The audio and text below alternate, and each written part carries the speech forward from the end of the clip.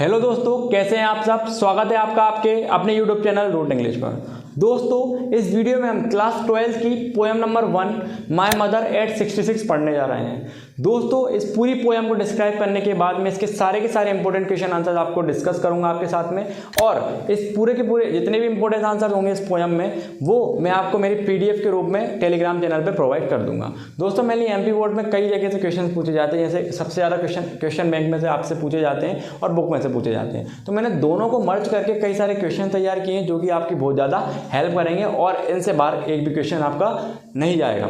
ठीक है दोस्तों, आगे बढ़ते हैं। सबसे पहले चैप्टर का नाम है, पोएम का नाम है माय मदर एट 66। दोस्तों, सबसे पहले जानते हैं कि जो पोएम है इसकी पोइटेस कौन है या फिर इसका राइटर कौन है। दोस्तों, पोइटेस का नाम है कमला दास। तो पहले हम देखते हैं कि अबाउट द पोइट आपके सामने एक लाइन लिखी हुई होगी।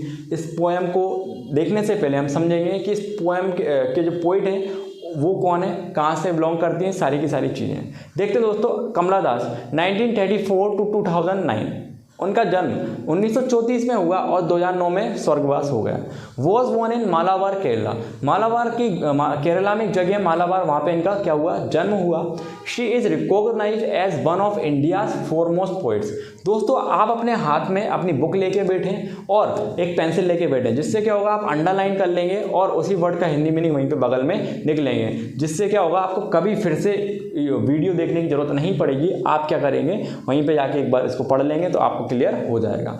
शी इज़ रिकॉग्नाइज मतलब होता है याद आना या फिर याद करना। ठीक है दोस्तों, लिख लीजिएगा वहीं पे। Is one of India's foremost poets. इनको इंडिया के बड़े बड़े कवियों में गिना जाता है, बहुत ज़्यादा महत्वपूर्ण कवियों में भी गिना जाता है। फॉरमोस्ट मतलब होता है दोस्तों बहुत ज़्यादा महत्वपूर्ण।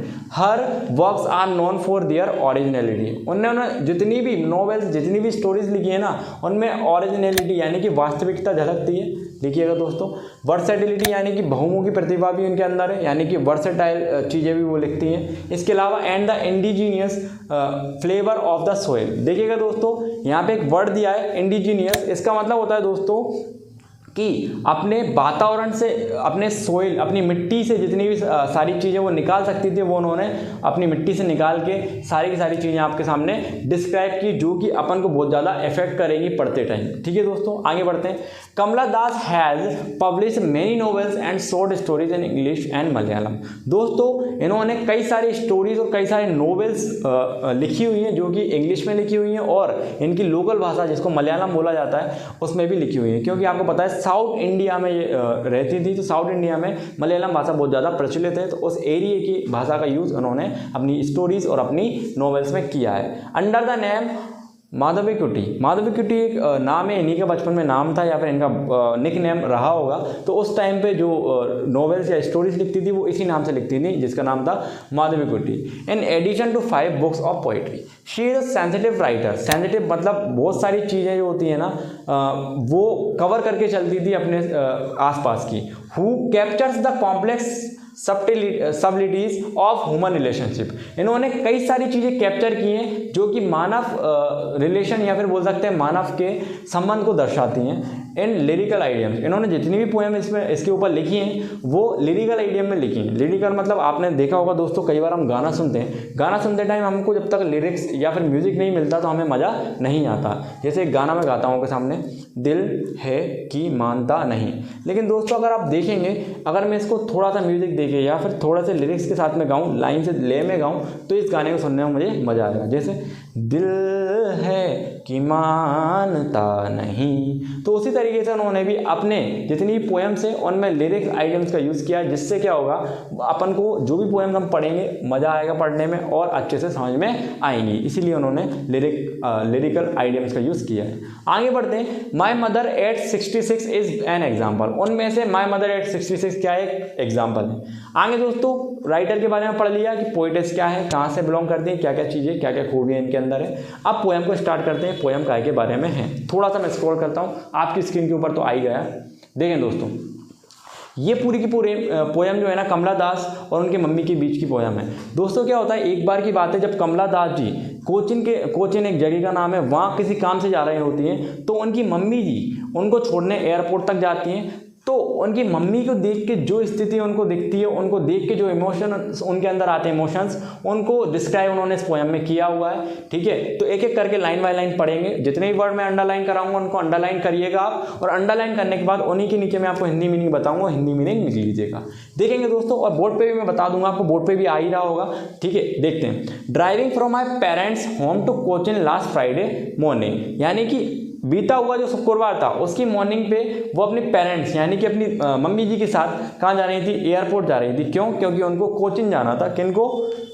अपनी कमला दास जी को। कमला दास जी को कोचिंग जाना था। कोचिंग जाने के लिए उन्होंने एक फ़्लाइट बुक की। फ़्लाइट में जाने के लिए उन्होंने पहले कहाँ गई, वो टैक्सी अपनी कार से एयरपोर्ट गई। किन के साथ में? उनकी मम्मी के साथ में। आगे बढ़ते हैं। I show my mother beside me, मैंने अपनी मम्मी को अपने बगल में बिठाया। उन्होंने अपनी मम्मी को कहाँ बिठाया? उनके बगल में। बिसाइड मतलब होता है दोस्तों पास में, याद रखिएगा, हाईलाइट कर लीजिएगा। बिसाइड मतलब होता है पास में, और सो जो है ना SAW सो, ये सी की सेकेंड फॉर्म है। उन्होंने अपनी मम्मी को कहाँ देखा? उनके पास में देखा। आगे बढ़ते हैं। देखा उनको डोज ओपन माउथेड हर फेस। ठीक है, उनका जो फेस था ना वो कैसा था? डोज था। डोज मतलब दोस्तों क्या? स्लीपी टाइप का। स्लीपी मतलब बहुत ज़्यादा नींद उनको आ रही थी उस कार में, तो वो बोल रही है डोज। तो लिखिएगा डोज का मतलब जो थोड़ा थोड़ा नींद आती है ना आपको, उसको बोलते हैं डोज। ओपन माउथेड, उनका मुंह थोड़ा थोड़ा क्या था बेटा? खुला हुआ था। हर फेस एशन लाइक दैट, उनका जो फेस था, उनका चेहरा जो था ना वो बहुत, या फिर बोल सकते हो आप राख की तरह लग रहा था। राख की तरह क्या हो रहा था? लग रहा था। क्यों? क्योंकि उनका चेहरा था ना उन पर बहुत ज़्यादा झुर्रियाँ आ गई थी। झुर्रियाँ आ जाने की वजह से उनका चेहरा जो था वो राख की तरह दिख रहा था। डेट ऑफ अ कॉप्स, और जैसे कि आपने देखा होगा कई बार जो डेड बॉडीज होती हैं उनका चेहरा जो ग्लो जो होता है उससे, जब जो जीवित होते हैं, जब वो लिविंग होते हैं तब उनका चेहरा बहुत ज़्यादा ग्लो करता है, लेकिन जब वो मर जाते हैं तो उनका चेहरा बिल्कुल डल हो जाता है, बहुत ज़्यादा पेल हो जाता है। इसीलिए उन्होंने उसको, उनके चेहरे को काय से कंपेयर किया है? कॉप्स से कंपेयर किया। कॉप्स का मतलब होता है मरा हुआ व्यक्ति या फिर डेड बॉडी आप बोल सकते हैं। एंड रियलाइज विद पेन, और उनको ये सारी चीज़ें देख के बहुत ज़्यादा क्या हुआ? दर्द हुआ, क्योंकि उनको देख के थोड़ा सा लग रहा था कि हाँ मेरी मम्मी की हालत ऐसी है, मेरी मम्मी इतनी बूढ़ी हो चुकी है। अब आगे आते हैं। That she was as old as she looked but soon, क्या हुआ कि वो समझ गई थी कि मेरी मम्मी जो है ना, जितना बूढ़ा दिखना चाहिए था वो अपना इस एज में दिखने लगी हैं। आगे देखते हैं वो लुक्ड, देखने के बाद, but soon put that thought away, उनने सारी की सारी चीज़ें सोचना क्या कर दी? बंद कर दी। थॉट का मतलब होता है दोस्तों विचार, तो हाईलाइट कर लें। थॉट के, उनके मन में जो भी विचार थे उन्होंने अलग कर दिए, अपने आप से दूर कर दिए। अवे का मतलब होता है दूर कर देना। And looked out at young, और उनको उसी तरीके से देखने लगी जैसे कि वो यंग एज में देखती थी। आगे देखते हैं दोस्तों। ट्रीज स्प्रिंटिंग, दोस्तों इस लाइन्स में आपको बताना चाहूँगा क्या होता है। जब वो एयरपोर्ट की ओर जाती है उनके पेरेंट्स के साथ में, उनकी मम्मी जी के साथ में, क्या होता है रास्ते में कई सारे पेड़ पड़ते हैं, तो पेड़ विपरीत दिशा में, वो इस डायरेक्शन में जा रही हैं तो पेड़ इस डायरेक्शन में उनको जाते हुए दिखते हैं। तो उन्होंने बताया ट्रीज स्प्रिंटिंग, तो स्प्रिंट का आप बोल सकते हैं स्लोली स्लोली भागना। ट्रीज एक तरह से क्या कर रहे थे? भाग रहे थे। द मेरी children spilling out of their homes, वो बताती हैं कि स्पिलिंग मतलब खेलना कूदना, बाहर मस्ती करना। कई सारे बच्चे खुश होके घरों में से बाहर निकल के क्या कर रहे हैं? अपने खेलने आ रहे हैं, रोड पे खेल रहे हैं, थोड़े किनारों पे खेल रहे हैं। क्या होता है कई बार अपन जाते हैं तो रास्ते में कई छोटे छोटे घर पड़ते हैं, तो घर के बच्चे जो होते हैं छोटे छोटे वो सड़क पे आके खेलने लगते हैं। तो बता रहे हैं कि merry children spilling out of their home. आगे बढ़ते हैं दोस्तों। But after the airport security check, यानी कि एयरपोर्ट के सिक्योरिटी चेक होने के बाद, एयरपोर्ट में जो भी सिक्योरिटी चेक होती है, जो भी फॉर्मेलिटीज होती हैं, उनको पूरा करने के बाद standing a few yards away, वो थोड़ी सी दूर जाके कार से क्या हो गई? खड़ी हो गई। फिर क्या हुआ दोस्तों? देखते हैं, थोड़ा सा स्क्रॉल कर लूँ मैं, फिर देखना। अब थोड़ा दूर खड़ा होने के बाद I looked again at her wan pale, उन्होंने फिर से अपनी मम्मी को देखा। उनकी मम्मी का चेहरा कैसा लग रहा था? उनको वैन लग रहा था। वैन मतलब होता है दोस्तों कलरलेस, यानी कि ऐसा चेहरा जिसका कलर उतर गया हो। जितने ज़्यादा लोग बूढ़े होते जाते हैं उतना ज़्यादा उनके चेहरे का ग्लो खत्म होता चला जाता है। तो उन्होंने अपने मम्मी का चेहरा देखा और मम्मी का चेहरा देख के बोला कैसा है उनका चेहरा? वैन मतलब कलरलेस है, और पेल मतलब पीला टाइप का उनका चेहरा हो चुका था। आगे बढ़ते हैं। As a late winter's moon, जिस प्रकार लेट विंटर मून यानी कि ठंडों के टाइम पे, सर्दियों के टाइम पे मून जो होता है, चंद्रमा निकलता है, जो कोहरा होता है, कोहरे में छुप जाता है, उसी तरीके से उन्होंने बोला कि मेरे मम्मी का चेहरे का जो ग्लो है ना वो भी कहीं ना कहीं छुप गया है। एंड फेल्ट डेट ओल्ड, और उनको देख के उनको बहुत ज़्यादा ऐसा लग रहा था कि बहुत ज़्यादा सन की तरह या सॉरी मून की तरह क्या हो गई हैं, वो बूढ़ी होती गई हैं। आगे देखते हैं, फेमिलियर एक माई चाइल्डहुड फेयर, और उनके मन में एक तरह का डर उत्पन्न हुआ। क्या होता है, छोटे छोटे जब बच्चे होते हैं, चाइल्डहुड मतलब बचपन जो होता है आपका, हाईलाइट कर लीजिएगा। बचपन में क्या होता है, हम अपनी मम्मी से बहुत ज़्यादा प्यार करते हैं, अपने पापा से बहुत ज़्यादा प्यार करते हैं। अगर हम मम्मी पापा के साथ कहीं बाजार जाते हैं घूमने, अगर वो थोड़ा सा हमसे दूर हो जाए, अपनी नज़रों से दूर हो जाए, तो हम घबरा से जाते हैं। तो उसी तरीके से उनको अपना बचपन का फेयर क्या आने लगा उनके दिमाग में कि यार मेरी मम्मी इतना एज हो गई इनकी, कहीं ये मेरे पास रहेंगी या नहीं रहेंगी। तो ये सारा डर उनके मन में फिर से क्या हो गया, रिलीज हो गया, फिर से उनके मन में आ गया। But all I said was see you soon Amma, लेकिन सब चीज़ों को अलग करके उन्होंने आखिरी में बोला सी यू सून अम्मा। क्या बोला, अम्मा मैं आपसे फिर से मिलूंगी। अम्मा क्यों बोला, क्योंकि उस एरिया में, साउथ इंडिया में, मम्मी जी को अम्मा के नाम से जाना जाता है। और लास्ट लाइन देखेंगे, all I did was smile and smile and smile. इसके आखिरी में उन्होंने एक ही काम किया, स्माइल किया, स्माइल किया और स्माइल किया। ठीक है, 3 वर्ड उन्होंने बोले और स्माइल करके चली गई और अपनी मम्मी को अलविदा दे के कहाँ चली गई, कोचिंग चली गई।